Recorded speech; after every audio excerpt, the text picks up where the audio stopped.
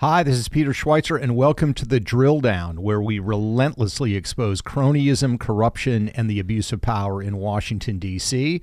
My co-host, of course, Eric Eggers. Eric, how are you? I'm excellent, Peter, but continuing to evade financial transparency, like many other entities in the world, and the subject of today's podcast. Yeah, well, that's exactly what we're going to talk about today, and I have a question for you.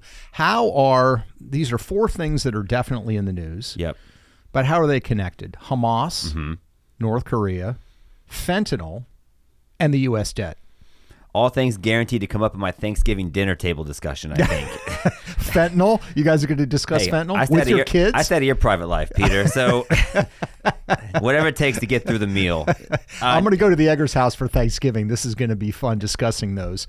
Actually, they're connected in a very, very important way that is ignored. And we're going to talk about it today for the reason that it is largely ignored. And that is that these are all joined together by a crypto financial network that a lot of people should be paying attention to in Washington, D.C., but they're really not. And we're going to talk about that today. Yeah, there's two kind of high-level stories that relate to cryptocurrency in the news this week, but I think there's a connection. One is sort of like what can happen if a cryptocurrency is allowed to get its way. And the other one is what might be happening because the cryptocurrency is another one's trying to get its way. Hamas, North Korea, Chinese fentanyl, and the U.S. debt have in common a cryptocurrency called Tether, which is a stable coin that's been popping up in more investigations tied to money laundering and finance, and unfortunately the Hamas invasion into Israel. We talked a couple podcasts ago about the ways in which the United States says they stand with Israel, but in fact also helps to fund networks that have been supporting Hamas. And one of the largest shareholders of the United States debt is this stablecoin Tether, which has been used to fund Hamas. So I mean, it's everywhere. It's like the opposite of those old Visa commercials. Tether's everywhere you don't want it to be. Right.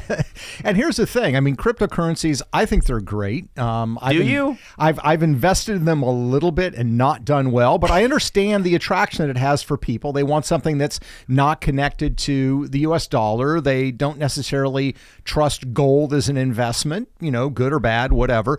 They want something that's a little different, and they want some privacy because the government is moving away from paper money to digital currency. The Fed's talking about introducing a digital dollar, right? Exactly. So, And the question is can you have privacy as they push towards these digital currencies? So in general, I like the idea of cryptos. The problem is it creates all kinds of opportunity for financial crimes and nefarious transfer of funds.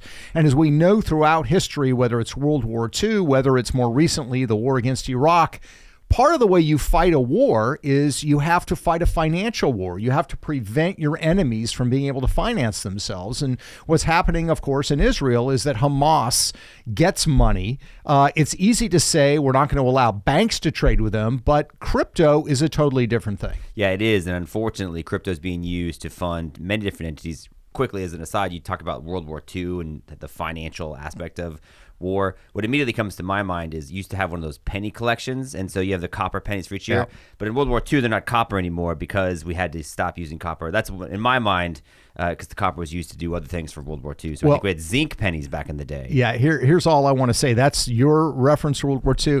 My family's from Switzerland. So our involvement and understanding of World War II and finances, I'm just saying. Mine's more all-American and universally accepted. No, but absolutely. Blockchain has been used to do, there's some legitimate things to it. Tether's been one of the 22 largest buyers of U.S. Treasury debt. It's got more than countries like Mexico and Spain. That's stunning, by the way, that a crypto exchange is buying up U.S. debt.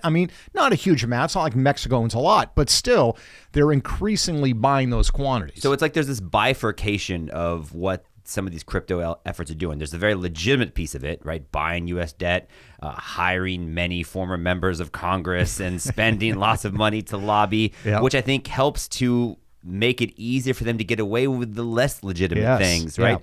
And the less legitimate things are, Israel has been seizing. So what happens when you get these cryptocurrencies? They keep them in these digital wallets, right? And those are actually fairly accessible to law enforcement and other entities. I actually talked to a Secret Service agent about how they monitor some of these things, and he even, for what it's worth, said he would still invest in crypto down the line. So even though it's got nefarious purposes, there's still some utility there. Yeah. But Israel seized 41 million in this cryptocurrency between 2023. Excuse me, Hamas has received 41 million in cryptocurrency between 2023, and more than 99% of that money came from Tether. So like that is the primary vehicle by which universally nefarious villains Hamas is funding its things. They've seized crypto, it's Tether specifically, from North Korea's nuclear weapons program, and they've even sanctioned Russian cryptocurrency exchanges also using Tether. So it's in all the bad places in addition to some of the good places. Yeah, and you can move it around anonymously. So what's interesting about all these things, of course, is that the international banking system is supposed to restrict the flow of funds to terrorist organizations like Hamas. So in other words, you can't take your Wells Fargo account and say, I want to send this to Hamas's, bank account. You can't do that. So don't get any ideas out there. It's illegal, but through a crypto exchange, you can certainly do that because they're not subject to certain banking laws and restrictions. We're going to talk about that a little bit later as to why they're not subject to it and how that is being resisted and how regulators are preventing that from happening as well. So you have the problem with Hamas, but then you have other situations like Iran or Russia that are under sanctions. So it's a little bit different in the fact that Hamas is a terrorist organization, Russia's under sanctions. But again, this is a way of getting around restrictions on banks doing business with certain entities. You just run it through cryptocurrency. Because they're not going to like cash a check, like you said, Wells Fargo. So it leaves less of a paper trail. And so that's one of the things that you'll have to pursue. So that's why it's accepted, it's popular that way. And I think the key phrase you just used is it's not, they're allowed to do it at times now, because when people have flagged this, there's a big Wall Street Journal article about this. It's one of the reasons why it's on our radar. And so the Wall Street Journal reached out to Tether, said, hey, by the way, what do you think about the fact that some of your stable coins going to Hamas? What do you think about the fact that it's being utilized in sanctioned areas and in North Korea? And they wrote this long blog post, actually republished this long blog post, and it talked about how they cooperate with law enforcement. They've helped freeze $835 million in assets, and they've frozen 32 addresses, including illicit activity in Israel and Ukraine. But this is, I think, the key phrase here. There's simply no evidence that Tether has violated sanction laws or the Bank Secrecy Act through inadequate customer due diligence or screening practices. So it's like if it's a currency, it's like, hey, don't blame it. We just make the money. We can't control if it ends up in a suitcase and shipped overseas to this thing. Yeah, and as you point out in that comment, what they're saying is, well, the way we comply with laws about, sending money to terrorists, et cetera, is by screening the customer base, as if customers have never lied. I mean, I think Tether does want to comply with these laws. There's no indication that they have any motivation to help criminals or to help drug networks or any other people that are using Tether. So I think they're sincere in that, but they clearly don't want the regulation that comes again with a Wells Fargo or the Morgan Stanley, where you are required to share financial records and to flag transactions that might arouse suspicion. I mean, remember the Hunter Biden case, the suspicious activity reports. Those SARs are required to be filed if a bank says this is an unusual transaction to or from an unusual person. We need to flag it so Treasury can look at it. Crypto exchanges don't have to comply because those rules do not apply to them. I literally was trying to do an Instacart order earlier today. I had the wrong credit card on file. I put the right credit card and I get flagged. It's like, oh, are you sure this looks like fraud? I'm like, no, I'm just an idiot. Like, this is You should have used your Tether account. This isn't a fraudulent thing. But no, it's a clear problem there. And so I think this is where the news about Tether happening now at the same time as the Sam Bankman-Fried and FTX trial, I think is really interesting timing, because Tether sort of is potentially headed down this path that FTX has trodden, and I think to actually significant peril financially and otherwise. Because, I mean, to you, what's the big takeaway from FTX and Sam Bankman-Fried, and what parallels do you see as it relates to this cryptocurrency? Oh, that's a great question. You bring it up. There's a couple of things. I mean, clearly, Bankman-Fried is on trial. I've been watching the trial a little bit. Clearly, there's compelling evidence. And there's a difference between money being used for nefarious activities Correct. and the outright fraud that FTX was committing. Correct. Accused of committing, right? He hasn't been convicted yet. But yeah, no, you're exactly right. But what's striking is that clearly Sam Bankman-Fried realized that he had developed this business. He wanted to not only avoid certain regulations, he wanted to steer regulators in Washington. So he got involved in the political process. He started, sending campaign contributions. He had other people apparently send campaign contributions to political candidates that were running for president, that were running for the Senate and for the House. They were effectively going to regulate him. And there were, of course, claims that that he was looking for other ways to curry favor in Washington, D.C. And that's, I think, really the question about Tether. And we're going to talk about it in a minute. With their lobbying activities and the lobbying activities in crypto in general, there's this sense that they want to get ahead of any kind of restriction or regulation. Now, look, we all get there are tiresome regulations and restrictions that, we have to comply with that are ridiculous. But I got to say, banking secrecy laws and banking disclosure requirements, I don't consider meddlesome restrictions. We're dealing in a dangerous world, and we don't want Hamas getting tens of millions of dollars through this cryptocurrency pathway. That's money they can't get any other way. I'm going to do you a favor. Okay. Because you just used the word meddlesome, and that makes you sound so old. And so what I'm going to do, since I've already used the World War II penny analogy, I'm going to even do another kind of older analogy. We had they used to have that cartoon, like How a Bill Becomes a Law, right?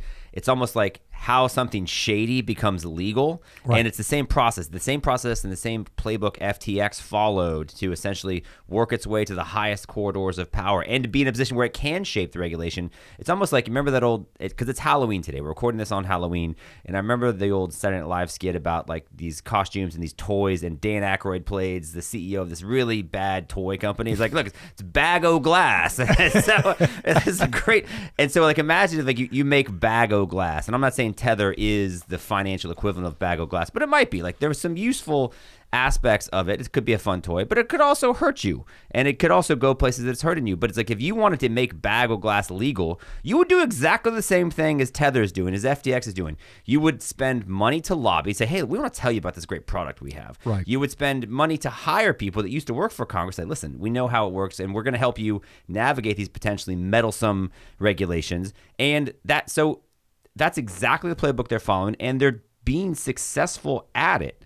And that's one of the reasons why they're able to avoid. I mean, there's a few members of Congress that are saying, listen, we need to increase these regulations, but it's not as much as you would think it's going to be. I mean, think about this. You got this currency is being used to fund terror, right? And the people that want to do us harm, and they're also allowed to buy the U.S. debt, or it's allowed to be used to buy the U.S. debt. That seems problematic. Yeah, no, it's problematic. And let's talk about some specifics, because this is really, I think, where the government part comes into this. The first challenge you have is regulators. Regulators love power, and sometimes they need to have power for legitimate reasons. But you have this dispute going on over crypto. So the Securities and Exchange Commission says, we control regulating crypto because crypto is a security. We're the Securities and Exchange Commission. Not surprisingly, the Commodities Futures Trading Commission says, no, crypto's a commodity. So they both want to regulate it. They both want control over it, really for a couple of reasons, right? One is they get more power, they get a bigger budget, they have more regulatory authority if they get crypto under their purview. But the second part, I hate to be cynical, is it creates job opportunities, the revolving door. For the revolving door to work, you have to have some place to go when you're leaving government. So you want to create the regulatory control in your institution, because that's going to create more opportunities for you and your colleagues to go work for crypto companies and to cash in. And the numbers are pretty eye-popping on the lobbying and some of the people that are involved in the revolving door. Yeah, the money aspect in terms of how the money ends up in Washington, I think there's a kind of three main aspects to it. There's the lobbying, and the lobbying's increased significantly. Crypto industry lobbying's up 120% over the last 2 years. And that's money that gets spent to get a message out, but that's not money that gets put in pockets of members of Congress specifically. So of the three, we might consider that to be the least effective. Right. Now, some of the money actually comes from members of Congress themselves, because those guys are spending their millions of dollars. They're buying and selling stocks that they're allowed to own in crypto. You got 21 members of Congress or their immediate family members that own stock in crypto. And this is my favorite stat of the podcast. Out of that group, out of the 21 members of Congress, 7 members serve on committees of the Senate or House that hold key regulators accountable. So if you're wondering how come the regulation seems underdeveloped, Right. One reason might be because many of the people own the thing, and so they're not necessarily in a position they're going to want to increase regulations that would hurt the monetary value of an asset they own. Right. Fair to say? And look, part of the attraction to crypto, let's be honest, is the fact that it can be secretive, that there's a lot of money that flows through crypto. A lot of nefarious people around the world, whether you're a drug kingpin, a terrorist organization, you're going to buy crypto because it's a way to hide your assets the way you can't hide them elsewhere. We should say that, there have been a couple of members of Congress that have written letters asking for greater regulation of crypto. So we need to give them certainly a shout out for doing so. But the bottom line is that there has been a lot of, let's say, setting aside restrictions on crypto. And I think part of the motivation is it's a money opportunity. Well, so the third way, right? There's lobbying, there's what the asset class of the members of Congress own, and then there's the getting hired and then getting paid by the crypto industry. And you got 200 ex-government officials that now work for crypto firms and serve in different capacities. And you've got some high-level names, people, right? I mean, it's some of them are just the middle of the road people, but you've got some people that have achieved things in Washington, D.C. Yeah. A former head of the SEC. No big deal. Is now not only advising crypto companies, but is investing in crypto companies. And the way this often works, I'm not necessarily saying in his case, but oftentimes you will come in as an advisor and you will get paid a salary, but you'll also be given options, maybe ownership options or stock options if they're a publicly traded company. So there are multitudes of ways in which you can kind of cash in. And of course, family members could potentially get hired as well. And a former leader at the Commodities Futures Trading Commission has also joined the ranks of working for crypto. So, I mean, this is like what we've seen at the Pentagon, right? Somebody is responsible for acquisitions or, responsible for buying aircraft. They leave the Air Force, the Pentagon, and they end up going to work for Boeing or for Raytheon or for another defense contractor. It's happening here at crypto. The problem is, of course, that in the case of crypto, you've got all these nefarious actors around the world that want it to stay exactly the way that it is. Hamas wants to get its money. The drug cartels want to hide their money. North Korea wants to develop its nuclear program by running that money through crypto. It actually reminds me of a recent thing where it was like, okay, wait, is this going to become a legal thing now? And you talk about the incentives that are in place for these former government officials to help them navigate the regulatory maze. John Boehner got hired by these marijuana firms, and what was his potential bonus if he got marijuana? $20 million.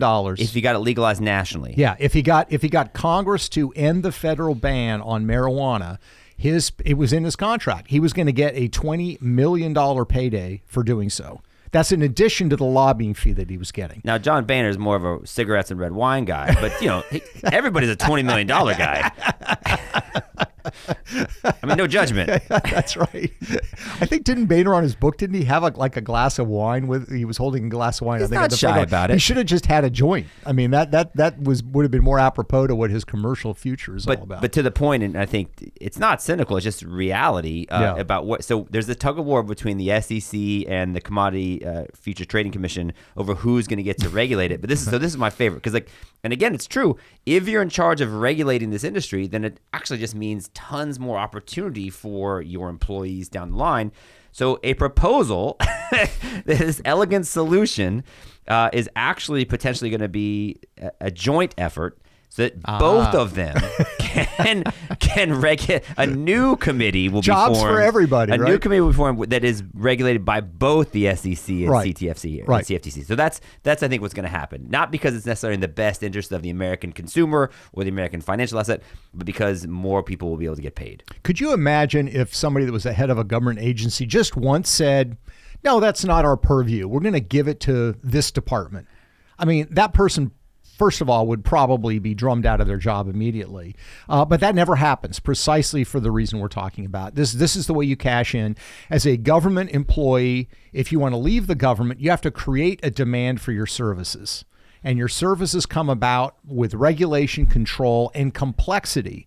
So you can bet if you've got the SEC and the Commodities Futures Trading Commission both regulating crypto, they're not going to be simple rules. They're not going to be uncomplicated. They're going to be complex, difficult to follow, because the industry is then going to have to hire employees from those government agencies at high fees to interpret the laws for them. It's what we call the regulator becomes the navigator. And it's one of the least successful Disney movies of all time. They should make that a Disney movie, by the way. So the question is, what do you think the future of crypto is? I mean, I know, you and I are not really investment guys per se. I mean, we do invest, but we're not investment guys. But crypto's gone through, you had, Bitcoin, for example, went way, way up, came crashing down. Now some people are saying, I think you mentioned that the Secret Service guy you talked to, it's kind of the winter time for crypto. People are not sure what the future is.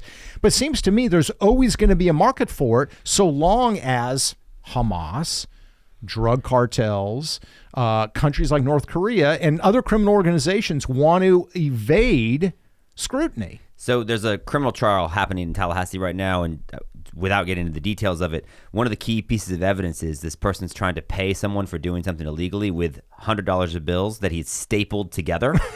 So thousands, That's old school. Thousands That's at old a time, school. you staple it. Yeah. Right. So at that point, it doesn't work that way anymore. No, right? no. Yeah. So how old is this guy? No, he's not that old. I think really? he's just throwback criminal. So, but the idea is that it doesn't happen that way anymore. And plus, that's limited, right? You can't send stacks of $100 of bills anywhere around the world with a click of the button. And if you're going to send $26 million in $100 bills, I mean, you got to be carrying a couple of duffel bags. I mean, this is much more practical. So to the extent that there will always be a need to send money to nefarious and illegal places, then it seems like there's going to be a need for cryptocurrency. But not just that. I think even as you saw some sort of anti-establishment societal forces emerge in 2020, and the idea of we want to return power to the people and away from centralized big business and big government, I think it's an interesting confluence of incentives, right, and appeals.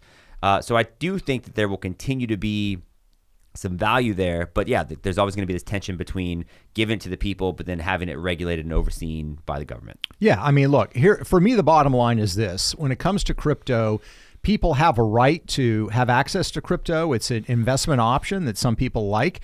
You have a right to a certain amount of anonymity and privacy, but there needs to be transparency. I mean, in other words, the federal government, meaning regulators that are investigating criminal activity, terrorist organizations, need to be able to have access to these crypto accounts if they're going to be offered in the United States. To me, that seems like a reasonable solution. Well, and to Tether's credit, Tether is, as a stable coin, it can actually, the entirety of it can be seen in these wallets. And so that's how it's been able to be frozen and taken away from the entities that own it. So I'm sure that's part of Tether's argument, but this fact remains that it's still being used to do weird stuff. But yeah, we'll see what happens with Sam Bankman-Fried. We'll see what happens with Tether and the crypto industry at large. But I think if I've learned one thing from working here for the last decade is that whatever the solution is, people will find a way to make money off of it. Absolutely, they will. Well, we appreciate you joining us as always. This, I think, is an important topic. We're going to continue to monitor it as we do with so many other subjects.